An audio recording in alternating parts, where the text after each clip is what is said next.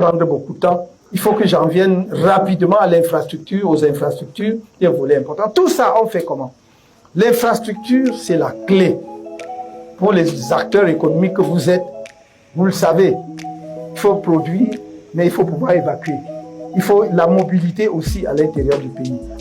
Notre accent sera mis sur le ferroviaire, le chemin de fer. Et nous voulons faire l'axe Douala, qu'on parte de Douala ou de Kribi, N'Djamena. Donc, de la côte à N'Djamena. Parce que, en le faisant, non seulement vous ouvrez tout le reste du territoire camerounais à la circulation des personnes et des biens, mais vous raccordez à vous un marché qui est le marché donc, de notre pays voisin, mais parfois beaucoup plus loin, parce qu'à partir de là, vous pouvez aller jusqu'au Soudan, vous pouvez aller jusqu'au Niger. Donc ça, c'est extrêmement important. Je ne rentre même pas dans les considérations stratégiques qui peuvent être liées à ça.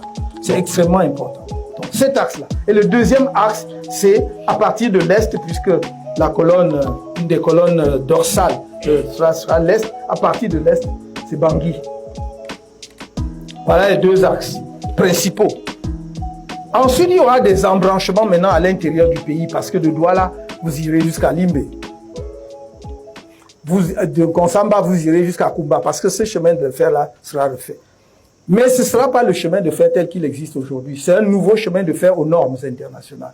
Nous sommes à 90, à 0,90, c'est-à-dire moins d'1 mètre, ou en exagérant 1 mètre. La norme standard, c'est de 1,44.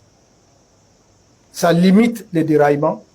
Ça donne la capacité de vitesse que vous ne pouvez pas avoir sur un écartement de moins d'1 mètre. Ça coûte cher, mais on mettra le prix. Vous croyez que si depuis 10 ans nous voulions faire cela, on nous dit, le Cameroun, il nous manque 5 000 milliards, il nous manque 10 000 milliards, mais alors, et regardez ce que ça peut rapporter, non seulement l'ouverture du pays, mais effectivement, nous parlions même tout à l'heure de l'économie, y compris les débouchés. Donc, ça c'est donc vraiment quelque chose de principal, d'axial. Ensuite, il y aura les routes. On va comme ça ne veut pas dire qu'on abandonne les routes. On va faire les routes. Parce que l'idée, c'est de désenclaver tous les grands bassins de production. C'est ce qu'on chante depuis. Mais on désenclave comment? Parce que nous, notre politique est simple. C'est pas des chants. Tout ce qui, le principal obstacle à l'ouverture des bassins de production au Cameroun aujourd'hui, en dehors des routes que l'on peut entretenir, ce sont les ponts. Et ce ne sont pas des grands ponts. Ce ne sont pas des ponts de plus de 10 mètres. Mais ça coupe toute une région, tout un département, tout un arrondissement, tout un village. Notre objectif, de la même façon que j'ai parlé tout à l'heure de la construction de logements, c'est de